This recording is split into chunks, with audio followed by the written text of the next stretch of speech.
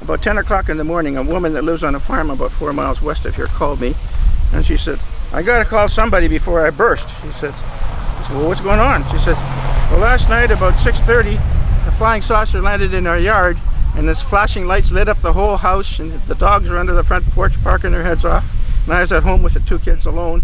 I locked all the doors and windows, and she says it sat there for about an hour, and then it took off and left. And I said, well, lady, I said, you weren't dreaming. I said, it left you, it went right by me.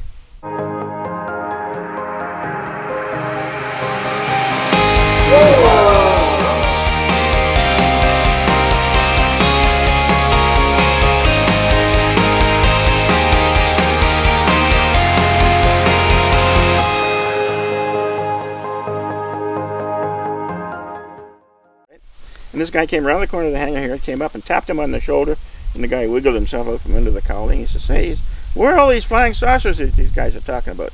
And he said, well, there goes one right now, right across the end of the runway. Yeah, she set up the ambush behind her big front window. I saw the camera set up there. Yeah. I went over to get my picture taken for my passport, and I saw the camera set up. And I said, what are you doing? Well, she says, I'm going to ambush Charlie. And she did. And she got the most famous photographs. Now, she used to sit behind me in the station wagon, and we'd go up by the tower, and Charlie would come in, and she'd be photographing through the window, and then Charlie would go over the car. And she'd open the door and put the camera on the top of the car to get a picture of him.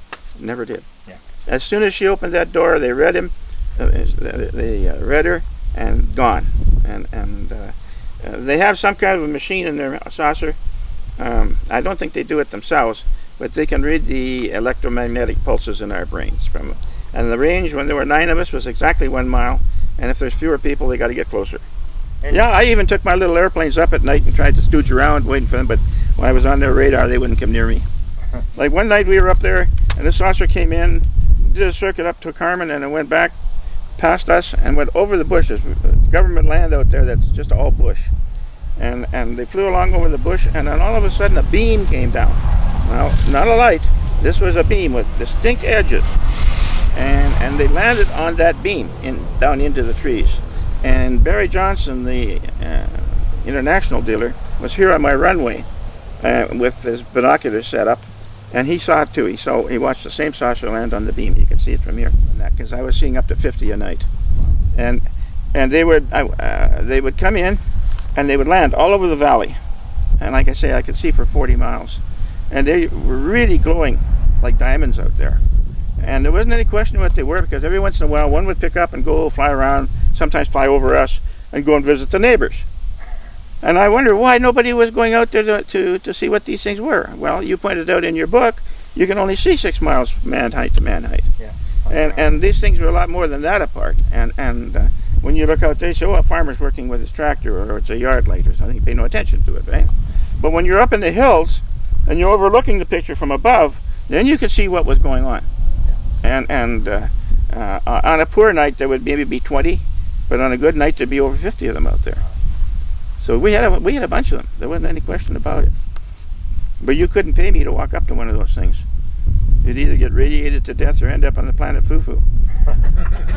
What's Charlie doing out in Carman? I said, well, the usual thing in Carman, but I said, I have an ex-girlfriend that lives up at Prince Albert, and she was dating a cop from the base in Moose Jaw, airport security, and at the supper table he told them that the week before they'd been doing night flying, and there were 5 guys in the tower. When the airplanes were gone, they had nothing to do, so 4 guys were in the back playing pinochle, and then one guy at the glass, and all of a sudden he went berserk, and they came running up to the glass, and here was a flying saucer right outside, because it's top secret. Yeah. And he said, look, he says, I am the UFO officer. He said, if you don't tell me what's going on, he said, you're in big trouble.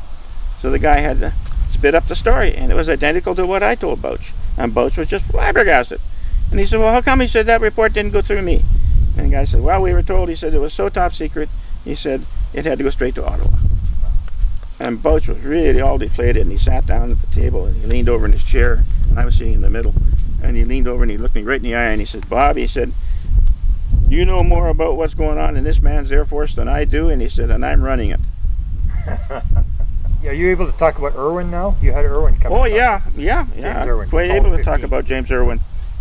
He came to town to give a speech in the local school, And the guy that was looking after him brought him out to the airport, and we were instant friends because we talked the same language, aviation.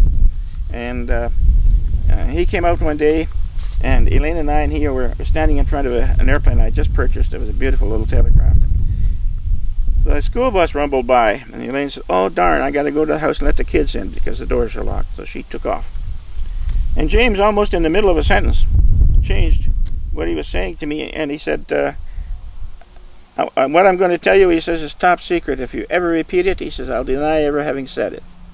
He said, "When we landed on the moon," he said, "we weren't there an hour, and the flying saucer landed a mile away from us." And he says, "I called Houston and asked them if we could take the electric car. They were the first ones to have the electric car. Houston said, no, don't go near them, just go about your business," because Houston didn't want them to get kidnapped. How would they explain that? So anyway, I was telling this to one of the guys, my friends from Portage la Prairie, and he's in the coffee shop the next day talking to